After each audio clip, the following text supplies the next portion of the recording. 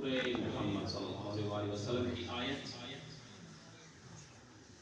33 کی تلاوت کا شرف حاصل کیا اور آپ نے سننے کا ارشاد رب العزت ہوتا ہے، یا ایھا الذین آمنوا، اے ایمان والو، اطیعوا اللہ و اطیعوا الرسول، اللہ کی اطاعت کرو اور رسول اللہ کی اطاعت کرو، وَلَا تُبْطِلُوا أَعْمَالَكُمْ، ایسا نہ ہو کہ تمہارا شمار نہ اللہ کی اطاعت کرنے والوں میں سے ہو اور نہ رسول اللہ کی اطاعت کرنے والوں میں سے ہو، اور تمہارے سارے اعمال باطل باطل۔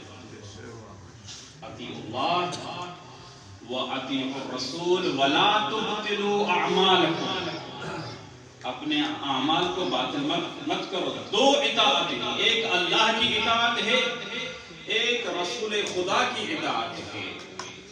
اگرچہ رسول اللہ کی اطاعت کا مرجع بھی اللہ کی اطاعت کی طرف ہی ہے، کیونکہ وہ رسول اللہ کی طرف سے ہے، لہذا رسول اللہ کی اطاعت اللہ کی اطاعت ہی شمار ہوتی ہے، لیکن آیت میں دونوں اطاعتوں کو علیحدہ علیحدہ ذکر کر کے اہمیت بتائی گئی ہے کہ اللہ کی اطاعت کے ساتھ رسول اللہ کی اطاعت بھی اسی طرح ضروری ہے جس طرح اللہ کی اطاعت ہے۔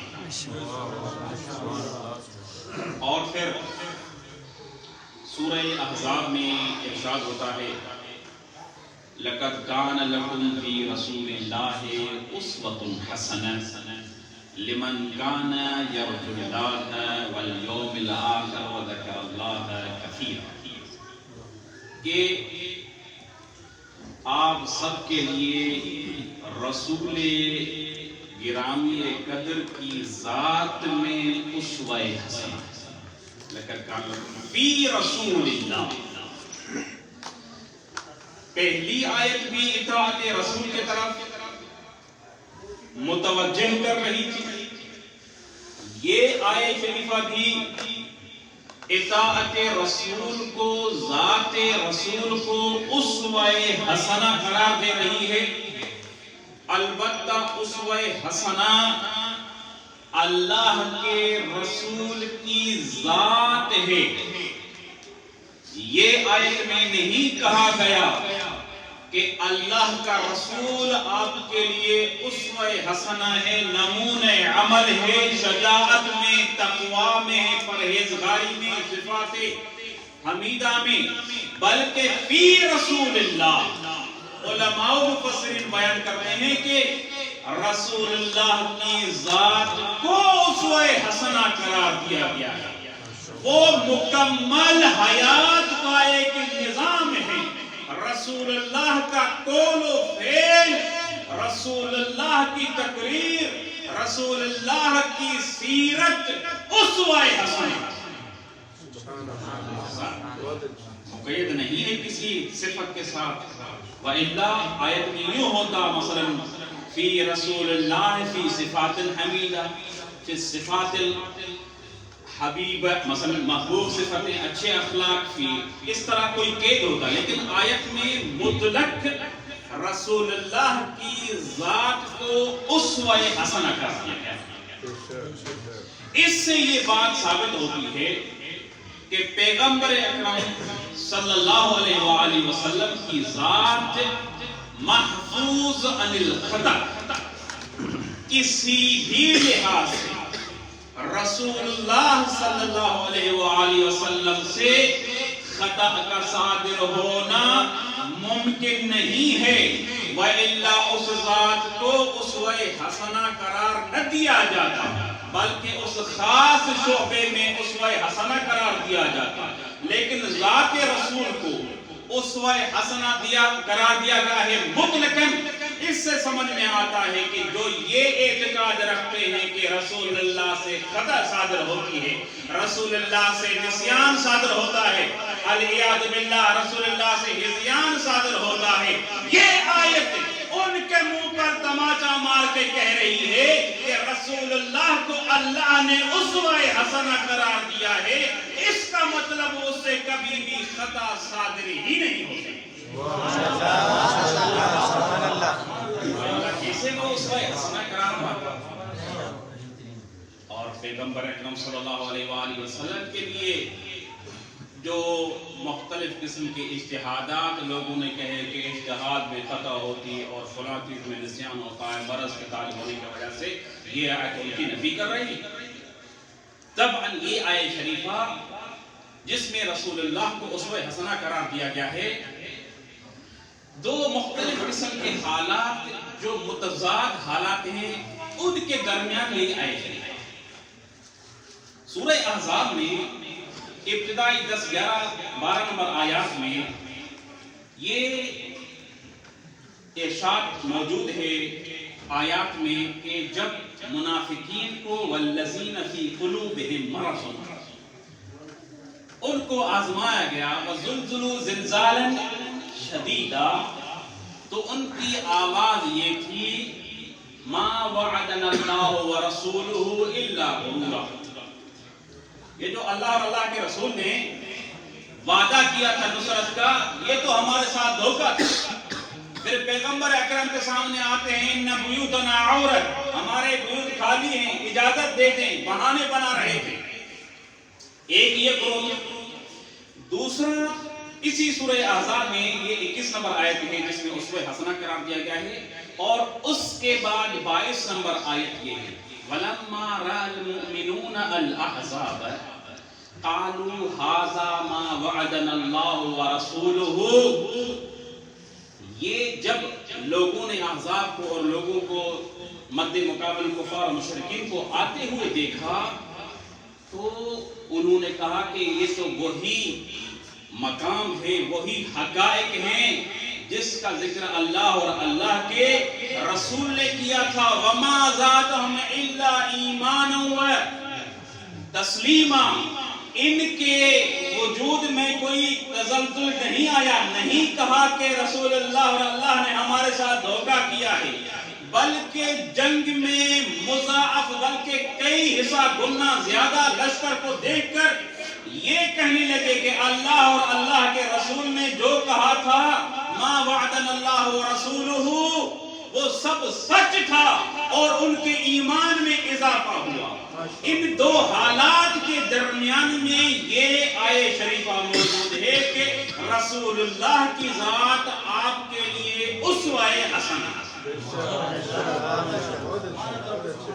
اب اگر ہم پیغمبر اکرم صلی اللہ علیہ وآلہ وسلم کے اس احزاب کے واقعے میں دیکھتے ہیں تو رسول خدا صلی اللہ علیہ وآلہ وسلم خود شریک امیر المؤمنین سے یہ کلمات وارد ہیں کہ جب جنگ شدید ہو جاتی تھی تو ہم رسول اللہ کی پناہ میں آتے تھے۔ رسول اللہ کی بہادری اور شجاعت کو ان الفاظ میں بیان کیا ہے کہ جب جنگ شدید ہو جاتی تھی اور ہمارے لیے مشکل ہو جاتا تھا تو ہم رسول اللہ کی پناہ میں آ جاتے تھے، اور پیغمبر اکرم کو اعداء کے سب سے قریب مانتے تھے اور دیکھتے تھے کہ لڑنے میں سب سے آگے وہ عملاً دکھائے۔ پھر وہی رسول فرماتے ہیں، کیونکہ رسول اللہ کی سیرت ہمارے لیے اسوہ حسنہ ہے، فرماتے ہیں یا فاطمہ من صلی علیک غفر اللہ لہ وادخلہ فی الجنت حیث کنت معی۔ روایت ہے کہ جو آپ پر ایک مرتبہ درود بھیجے گا اللہ اس کے تمام گناہ معاف کر دے گا، اور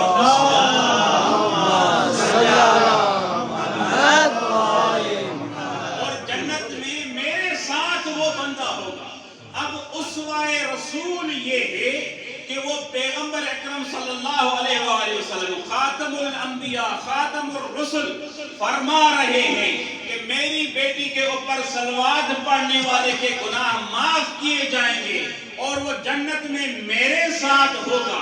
پھر فرماتے ہیں کہ کائنات میں جو بھی جس طرح رضایت کا ملاک بنا لے، لیکن میں رسول آپ کو یہ کہہ رہا ہوں اللہ اس سے راضی ہے جس سے فاطمہ راضی ہے۔ اللہ اس پر غضبناک ہوتا ہے جس پر میری بیٹی ناراض ہے۔ اب اللہ کے قرآن نے ہمارے لیے یہ ملاک قرار دیا کہ پیغمبر اکرم آپ کے لیے ملاک و اسوہ حسنہ نمونہ عمل ہے۔ سورہ محمد کی آیت نمبر 33 میں بھی یہ کہا کہ اطاعت اللہ اور اللہ کے رسول کی جائے گی، وَإِلَّا آپ کے اعمال حبط اور باطل ہو جائیں گے، وَلَا تُبْطِلُوا أَعْمَالَكُمْ، اپنے اعمال باطل مت کرو۔ اب ہم اگر پیغمبر اکرم صلی اللہ علیہ وآلہ وسلم کی ذات والا صفات کے پاس آتے ہیں، ان کے طرف مراجعہ کرتے ہیں، تو ہم دیکھتے ہیں کہ سیرت پیغمبر اکرم صلی اللہ علیہ وآلہ وسلم یہ ہے کہ صدیقہ طاہرہ اگر کسی مجلس میں آ جاتی ہے تو اٹھ کے احترام کریں، آگے بڑھ کے بوسہ لیتے ہیں۔ اور ان کی سیرت طیبہ یہ ہے کہ جب بھی سفر کا ارادہ کرتے ہیں تو سب سے آخر میں ان سے الوداع کرتے ہیں، اور جب بھی سفر سے واپس آتے ہیں تو سب سے پہلے جناب صدیقہ طاہرہ سے ملاقات کے لیے آتے ہیں۔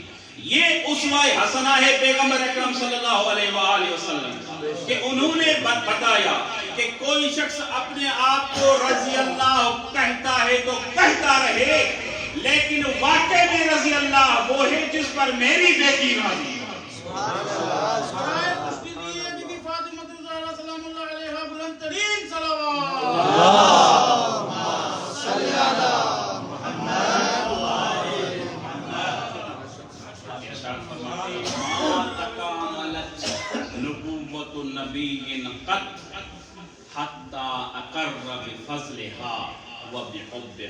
کسی نبی کی نبوت کمال تک تب تک نہیں پہنچی جب تک میری بیٹی کی فضیلت اور محبت کا اعتراف ہوا۔ یہ صدیق طاہرہ سلام اللہ علیہ کی ذات ہے کہ پیغمبر اکرم فرماتے ہیں کہ ملاک اللہ کی رضایت کا میری بیٹی کی رضایت ہے۔ عزیزان گرامی قدر، اگرچہ شب شہادت ہے لیکن چاہ رہا تھا کہ جناب صدیقہ طاہرہ نے جو خطبہ فدق ارشاد فرمایا تھا اس سے چند کلمات، چند مقطع آپ کے سامنے ذکر کروں کہ بی بی نے ایسا تو خطبہ ارشاد فرمایا جو فصاحت و بلاغت کی اعلیٰ مثال ہے، اور جس میں بی بی نے نہ فقط اپنے حق کا دفاع کیا بلکہ ترتیب اس طرح رکھی کہ سب سے پہلے جس ذات کی صفت اور حمد کرنی چاہیے اس ذات کی صفت و حمد، ثناء الہی کی، پروردگار عالم کی صفات و نعمات کا ذکر کیا، اور پھر اس میں یہ ذکر کیا کہ اللہ نے ہمارے اوپر نعمتیں نازل کی ہیں، اور ایسی نعمتیں جو لا زوال ہیں، ختم نہ ہونے والی ہیں۔ اور ہم تو ثنا کے بعد پیغمبر اکرم صلی اللہ علیہ وآلہ وسلم کے صفات بیان کیے، اور مخاطب ہو کر اصحاب کو کہا کہ کیا آپ نہیں جانتے کہ میرے بابا کو اللہ نے پیغمبر بنا کر بھیجا اور اس نے آپ کو سلیقہ حیات سکھایا، تمہارا کھانا انتہائی حقیر ہوتا تھا، تمہارا پینا انتہائی حقیر ہوتا تھا، آداب زندگی میرے بابا نے تمہیں سکھائی۔ اور پیغمبر اکرم صلی اللہ علیہ وآلہ وسلم کی فضائل بیان کیے، اور پھر جناب امیر المومنین کے فضائل بیان کیے کہ میرے بابا نے جب بھی دیکھا کہ جہاد کی حاجت پڑتی ہے تو اس وقت میرے ابن ام کو حکم دیا، اور علی جب جاتے تھے تو فتح ہو کر واپس آتے۔ کیا تمہیں یاد نہیں ہے کہ جو اسلام کے لیے جنگیں لڑی گئی تھی اس میں اگر اساسی کوئی کردار ہے تو میرے ابن عم کا کرار اور فرار کبھی برابر نہیں ہو سکتے. ہم اگر یوں بے عبارت اخرى کہیں کوئی ناراض نہ ہو جائے، جو ثابت قدم رہے جہاد کے میدان میں اور جو جہاد سے تشریف لے جائے، وہ دونوں برابر نہیں ہوتے، برابر نہیں ہوتے. جناب صدیق طاہرہ نے باقاعدہ امیر المومنین کے فضائل بیان کیے کہ تشریف لے جانے والے اور جو ثابت قدم رہ کر اپنے وجود مبارک پر زخم کھائے، وہ دونوں برابر نہیں ہو سکتے. آپ کی عزت و ناموس اگر محفوظ تھا تو میرے ابن عم کی تلوار کی وجہ سے محفوظ. مسلمین کی عزت و ناموس میرے شوہر کے تلوار اور جہاد کے وجہ سے محفوظ رہے. پھر قرآن کے فضائل بیان کیے، کتاب ہدایت ہے، نور ہے اللہ تعالیٰ کی طرف سے. پھر فلسفہ احکام بیان کیا کہ اللہ تعالیٰ نے ایمان کو اس لیے قرار دیا ہے تاکہ شرک سے بچ سکو. اللہ تعالیٰ نے نماز کو اس لیے فرض کیا ہے تاکہ تزکیہ و تنزیہ ہو تمہاری. اللہ تعالیٰ نے زکوٰۃ کو اس لیے فرض کیا ہے تاکہ تمہارے رزق میں اضافہ اور پاکیزگی حاصل ہو. اس طرح فلسفہ احکام بیان کیا اور یہ فقرات بیان کیے کہ اللہ تعالیٰ نے ہماری ولایت کو اس امت کے لیے نظام ملت قرار دیا اور ہماری امامت کو تفرقے سے بچنے کے لیے ضروری قرار دیا. لہذا اگر کوئی شخص تفرقے سے بچنا چاہتا ہے تو اہل بیت کے دروازے سے متمسک ہونا پڑے گا.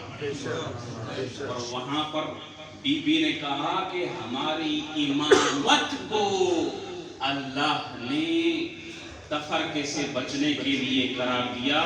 کسی نے یہ اعتراض نہیں کیا بی بی کہ امام تو آپ کس امام کی بات کر رہی ہیں، ہم نے تو اپنے طرف سے بنا لیے ہیں، لیکن کیونکہ بضعت الرسول تھی، شبیہ رسول تھی، کسی کو یہ جرأت نہیں ہوئی کیونکہ بی بی کس امام اور خلیفے کا ذکر کر رہی تھی، وہ اللہ کے طرف سے خلیفے کا ذکر ہو رہا، اللہ کی طرف سے نظام امامت و ولایت کا ذکر ہو رہا. کسی نے یہ اعتراض نہیں کیا.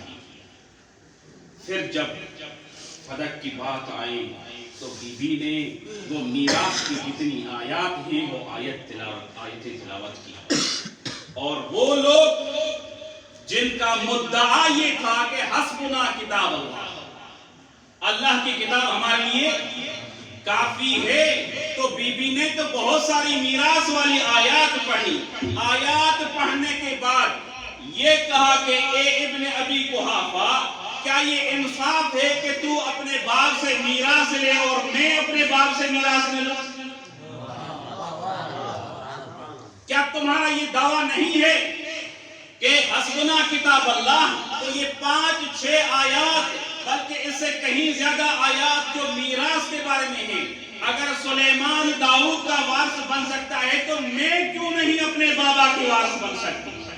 بس جناب صدیقہ طاہرہ نے وہ آیات پڑھ کے حقیقت میں ان کے دعوے کا یہ بطلان بیان کیا کہ تم حسبنا کتاب اللہ کہتے ہو اور جب ہم آیات پڑھتی ہوں تو اس وقت تم یہ بیان کرتے ہو کہ رسول اللہ سے یہ حدیث ہے.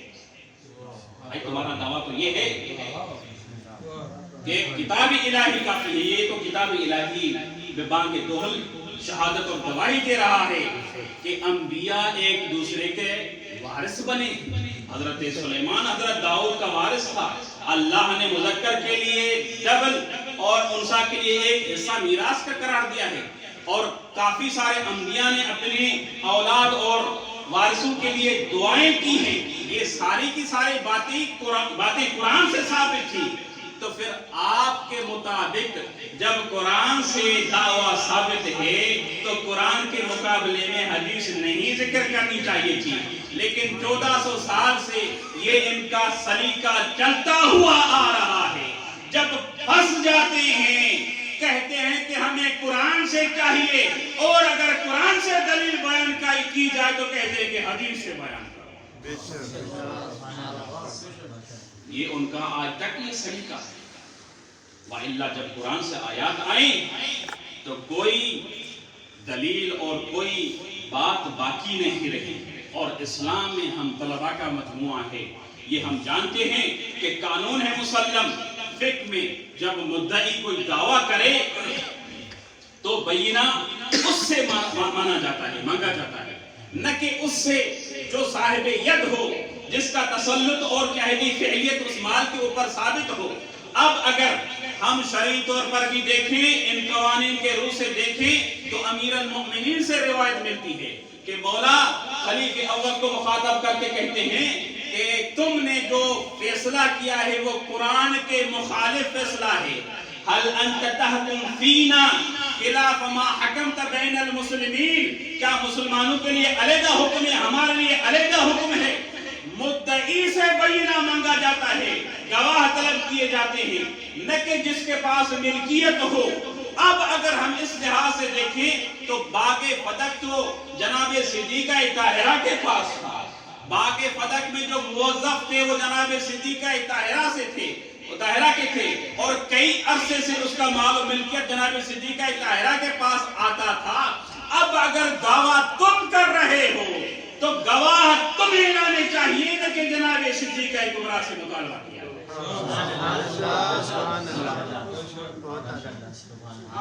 لیکن الٹ ہوا، پھر بھی جناب صدیقہ طاہرہ نے حسنین کریمین کو، حضرت ام ایمن کو گواہ کے طور پر پیش کیا، اور وہ گواہ جن کی گواہی نصارے نجران نہیں رد کر سکے، اور معذرت کر کے توبہ کر لی کہ اگر یہ ہمارے سامنے آ کر دعا کرے تو ہم تو تباہ ہو جائیں گے، ان گواہوں کو پیش کیا گیا لیکن نہیں مانا گیا۔ عزیزان گرامی قدر، صدیقہ طاہرہ صلاۃ اللہ علیہا وہ بی بی ہیں جس کو ابھی آپ نے حدیث قصہ سنی کہ جس کو ہم فاطمہ و ابوہا و بالہا و بنوہا، حدیث قصہ میں بھی بے عنوان مرکز ذکر کیا گیا۔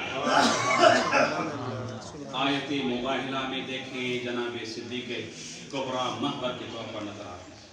آیت اطعام طعام میں دیکھیں، سورہ دہر میں دیکھیں، سورہ کوثر میں دیکھیں، جناب صدیقہ طاہرہ سلام اللہ علیہا کہ آیات متعددہ میں اگر ہم دیکھیں تو ہر آیت میں جو اہل بیت کے شان میں ہیں اس میں رکن رکین صدیقہ طاہرہ نظر آتی ہے۔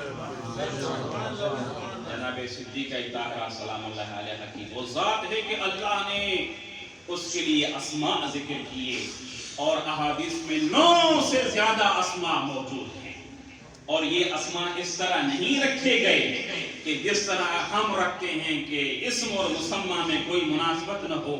ہم نام بہادر رکھیں اگر کسی کا تو ضروری نہیں ہے کہ وہ بہادر ہو، ہم اگر کسی کا نام صابر رکھیں تو اس کا مطلب ضروری نہیں ہے کہ اس میں صفت صبر بھی ہو، لیکن اگر اللہ کی طرف سے نام ہو تو ہر نام دلالت کرتا ہے کہ وہ ذات اس نام کی کمال حد تک اس صفت کے ساتھ متصف ہوتی ہے۔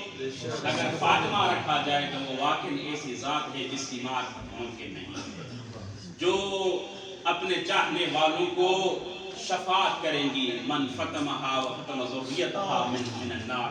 روایت میں ہے کہ جناب صدیقہ کبریٰ کی جو اسماء گرامی ہر ایک اسم کی وجہ ہے، اور کأنہو ہر ایک اسم صفت اور فضائل میں سے ایک فضیلت کی طرف اشارہ ہے۔ درود پڑھیں محمد و آل محمد۔ اللہم صلی علی محمد و آل محمد۔ پیغمبر صلی اللہ علیہ وسلم یہ فرماتے ہیں کہ من مات علی حب آل محمد مات شہیدا، ومن مات على حب آل محمد مات مغفورا، وَمَن مَاتَ عَلَى حُبِّ آلِ محمد مَاتَ مَرْحُومًا. اور اس طرح کے اتنے 22-23 جملات ہیں اس حدیث میں کہ اس سے حساب نہیں لیا جائے گا، اس کے پیشانی پر لکھا جائے گا کہ یہ اہل جنت میں سے ہے. اب اگر پیغمبر اکرم صلی اللہ علیہ وآلہ وسلم انسان کی نجاح اور کامیابی کا ملاک آل محمد کی محبت قرار دے رہے ہیں تو اس کا مطلب دنیا جتنے بھی ملاقات اور معیارات بنا لے، حقیقی معیار آل محمد کی محبت. درود پڑھیں محمد و آل محمد. اللہم صلی علی محمد و آل محمد. صراط پر گزرنے کا جو امتحان کل صراط پر گزرنے کا ہے، اس کے لیے اگر کوئی چیز نافع ہو سکتی ہے تو وہ آل محمد کی محبت ہے. یا سلمان حب ابنتی فاطمہ ینفع فی 100 من المواد.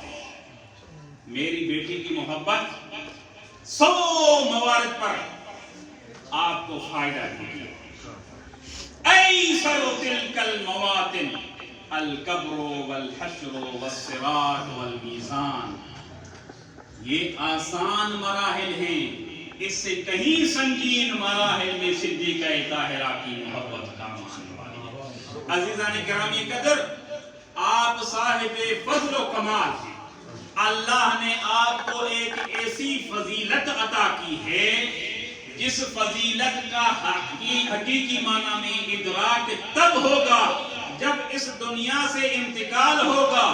کیونکہ روایات میں ہے کہ اگر محمد و آل محمد کے ماننے والا انتقال کرتا ہے تو اللہ کے فرشتے اس کے تجہیز و تکفین میں شریک ہوتے ہیں، اللہ کے ملائکہ اس کے صلاۃ جنازہ میں شریک ہوتے ہیں، اور کئی نور اس کے قبر میں آتے ہیں جو اس کے لیے شفاعت کا سبب بنتے ہیں.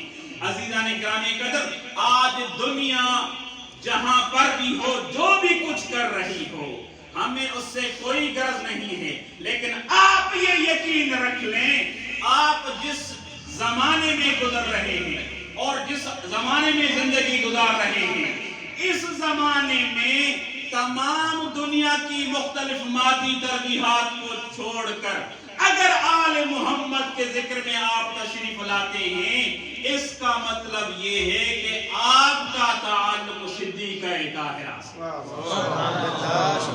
اور امام سجاد علیہ السلام نے یہ یزید کے دربار میں نہیں کہا تھا کہ اعطینا ستا، ہمیں 6 چیزیں اللہ کی طرف سے عطا کی: العلم والحلم والسماع والفصاحة والشجاعة والمحبة في قلوب المؤمنين. اللہم صلی علی محمد و آل محمد. یہ بہت بڑی نجات ہے. دنیا کے لوگ جہاں بھی جائیں، جس طرح بھی جائیں، جہاں پر بھی اپنا وقت گزاریں، ان کا اپنا قول فعل ہے، لیکن آپ یقین جان لیں کہ یہ آپ کا وقت آپ کے نجات کا سبب بنے. یہ آپ کا صدیقہ طاہرہ کے ساتھ تعلق اور محبت آپ کے شفاعت کا سبب بنے گا.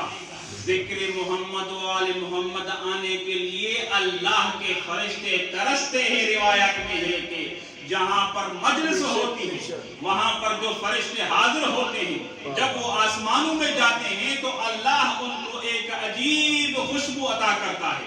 جب باقی فرشتے وہ خوشبو محسوس کرتے ہیں تو سوال کرتے ہیں کہ یہ خوشبو کہاں سے آئی ہے، تو جواب دیتے ہیں کہ ہم ذکر محمد و آل محمد پر میں زمین پر شریک ہوئے تھے، یہ خوشبو ہمیں وہاں سے حاصل ہوئی ہے. تو وہ فرشتے کہتے ہیں کہ کیا ہمارے لیے ممکن ہے کہ ہمیں بھی اس جگہ پہ لے کر چلیں؟ وہ کہتے ہیں کہ ابھی تو مجلس ختم ہو چکی.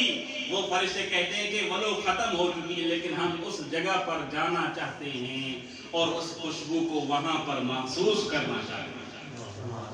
اب یہ کوئی عام فعل نہیں ہے.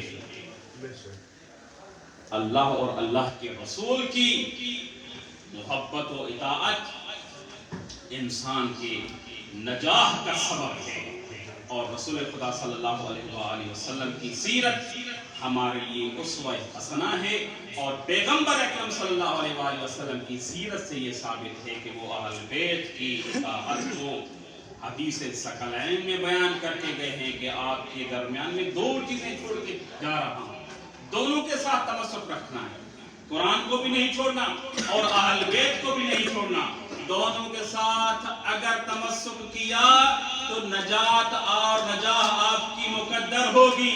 عزیزان گرامی قدر، ہم ان مجالس و محافل میں آ کر اپنا تعلق، اپنا ربط، اپنا واسطہ محمد و آل محمد کے ساتھ بیان کر رہے ہیں، اظہار کر رہے ہیں۔ بار الہ اس عمل پر گواہ رہنا کہ دنیا میں دو لوگ ہیں، وہ جہاں بھی جائیں ان کا جن کے ساتھ بھی تعلق ہو، لیکن ہمارا تعلق اس گھرانے سے جس کے ساتھ تمسک رکھنے کا حکم کیا گیا ہے۔ عزیزان گرامی قدر، شب شہادت وہ بی بی جو اتنی عظمتوں کی مالک تھی، افسوس امت پر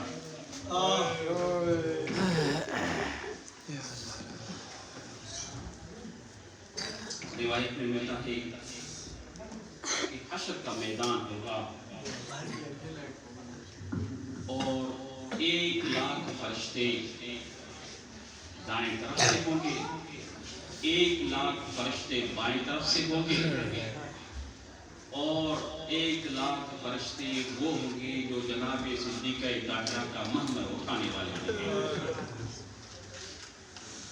ارشاد رب العزت ہوگا، اے میرے حبیب کے بیٹی،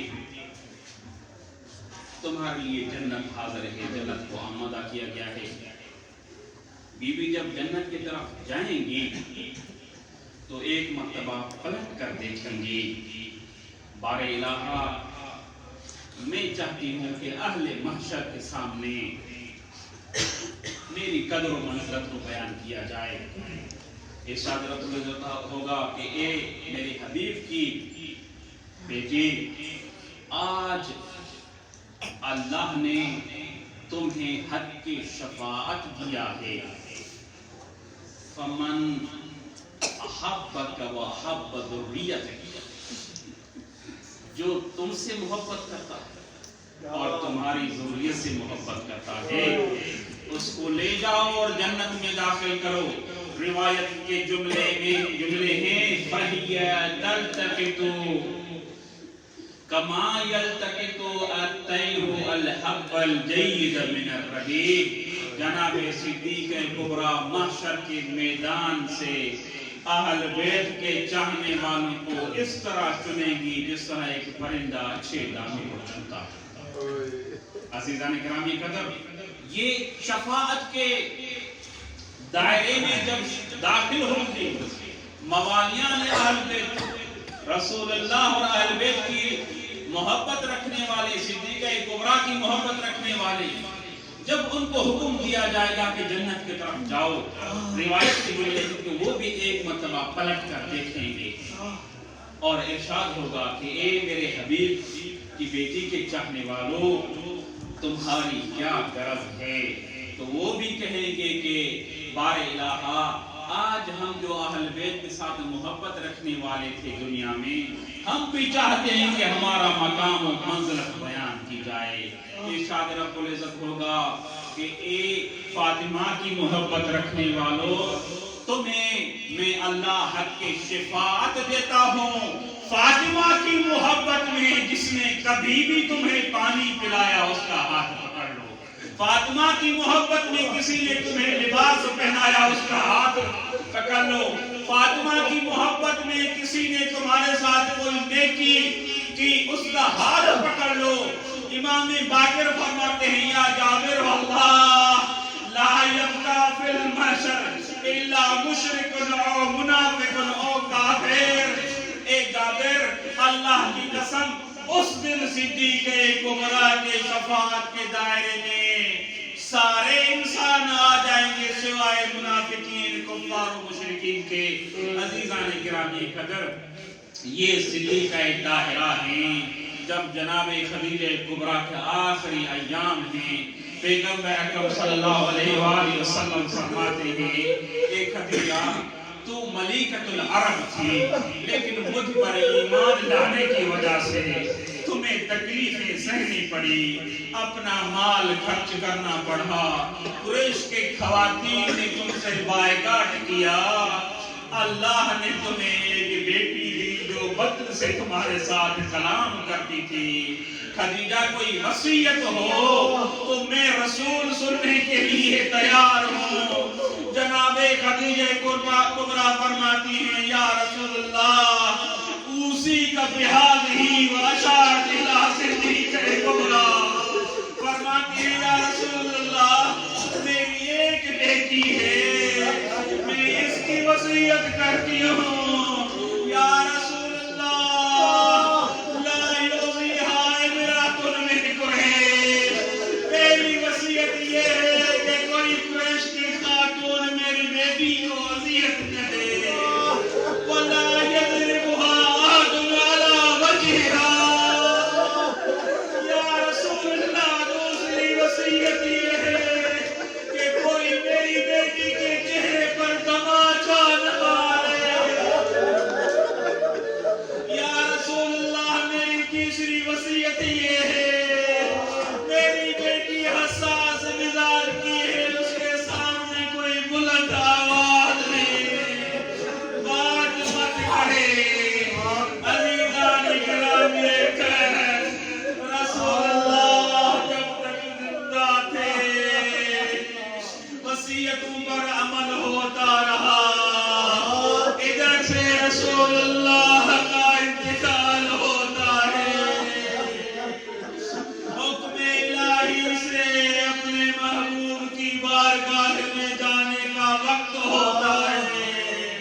ادھر سے صدیقہ کبریٰ پر مصائب نازل ہو جاتے ہیں. فرماتی ہیں بابا صحبت علیہ وسلم لو انہا صحبت علیہ بسرن لیالیا. عزیزان گرامی قدر حجاب مت کیجیے گا، شہادت کی رات ہے. امیر المومنین وہ بہادر امام جس کو کبھی لوگوں نے اس طرح نہیں دیکھا تھا کہ وہ کبھی کسی مصیبت پر اس طرح ہو گئے ہوں. عزیزان گرامی قدر جب حسنین کریمین مسجد نبوی میں خبر دینے کے لیے آتے ہیں نا کہ بابا ہماری ماں ہمارے درمیان نہیں فسکت علی وجہہا. علماء فرماتے ہیں علی نے کئی جنگیں لڑی لیکن کبھی بھی علی نہیں گرا. لیکن فاطمہ کبریٰ کی شہادت کی خبر اتنی سنگین تھی. الہجوم علی بیت فاطمہ عبد الزہرا مہدی لکھتے ہیں کہ ایک ایسا وقت آیا کہ پیغمبر اکرم صلی اللہ علیہ وآلہ وسلم موجود تھے اور امیر المومنین کو فرماتے ہیں کہ یا علی آج میں کچھ بتانا چاہتا ہوں. عزیزو اس کتاب میں الہجوم علی بیت فاطمہ صفحہ نمبر 20 پہ آپ مراجعہ کر کے دیکھیں. عنوان یہ دیا ہوا ہے علی یتمنی الموت. ہم نے سنا ہے نا کہ امام حسین الدین نے فرمایا کہ کاش میری ماں مجھے پیدا نہ کرتی. یہ صاحب کتاب نقل کرتے ہیں کہ ایک مرتبہ پیغمبر اکرم صلی اللہ علیہ وآلہ وسلم نے امیر المومنین کو بلایا اور وہ تمام حوادث بتانا شروع کیے اور مصائب بتانا شروع کیے جو جناب صدیقہ کبریٰ پر آنے والے تھے. امیر المومنین ارشاد فرماتے یا رسول اللہ آپ کو اللہ کا واسطہ اللہ کے بارگاہ میں دعا کرو کہ علی ان مسائل کو دیکھنے سے پہلے مر جائے.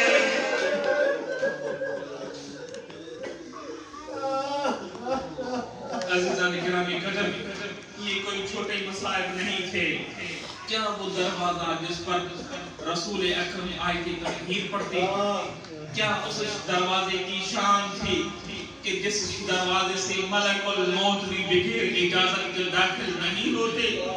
لیکن یہ کیا عجب عالم ہو گیا کہ جس طرح جو ذات جتنی بلند مرتبہ ہوتی ہے، اگر اس کا کوئی رشتہ دار فوت ہو جائے، ابھی آپ نے دیکھا نا مرد اعلیٰ کی زوجہ محترمہ فوت ہو گئی، کتنا شان و شوکت کے ساتھ جنازہ ہوا۔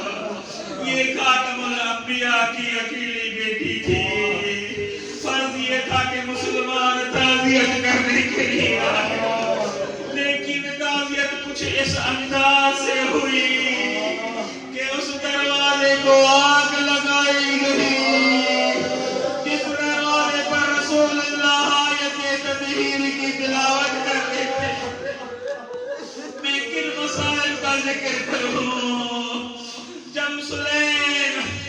جب حضرت سلمان سے پوچھتے ہیں کہ اے سلمان، میں نے سنا ہے کہ لوگ اتنے بے حس ہو گئے تھے کہ زہرا کے گھر داخل ہوئے لیکن اجازت بھی طلب نہیں کی۔ سلیم پوچھتا ہے، سلمان کہتا ہے، ای وعزت الجبار، مجھے قادر مطلق کی قسم، اے سلیم اسی طرح ہوا تھا، اجازت طلب نہیں کی گئی تھی، زہرا کے سر اقدس پر چادر نہیں تھی۔ لست ادری خبر المسمار سلسل رہا غلالت الاسرار۔ سلمان، بتایا گیا دروازے میں کی تھی، اس سینے میں بے بس ہوئی جو اللہ کے اسرار کا سینہ تھا۔ عزیزو، یہی سبب ہے کہ امیر المؤمنین اپنی اولاد کو وصیت کرتے ہیں، بیٹے بلند آواز کے ساتھ گریہ مت کرنا۔ روایات میں ملتا ہے کہ امام حسن حسین اپنے منہ میں ایک کف ڈالتے ہیں اور حسیاں لے کر رو رہے ہیں۔ جب غسل کا وقت آتا ہے، ایک مرتبہ امیر المومنین کی چیخ بلند ہوتی ہے۔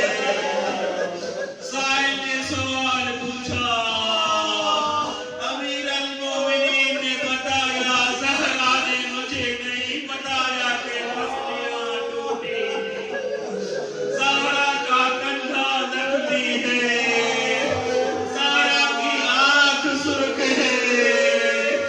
عزیزو، یہی سبب ہے کہ امیر المومنین جب دفن کر رہے تھے تو فرمایا، یا رسول اللہ، علی آج شرمندہ ہے، امانت واپس کر رہا ہے۔ کب سے ایک آواز آتی ہے، اے علی، جب امانت دی گئی تھی تو اس کی پسلیاں ٹوٹی ہوئی تھی، اس کا پہلو زخمی نہیں تھا، اس کی آنکھیں زخمی نہیں تھی۔ عزیزان گرامی قدر، علماء اور مفسرین تاریخ دان لکھتے ہیں، جناب صدیق کبریٰ کی شہادت کے بعد کئی دن امیر المومنین گھر سے باہر نہیں نکلتے۔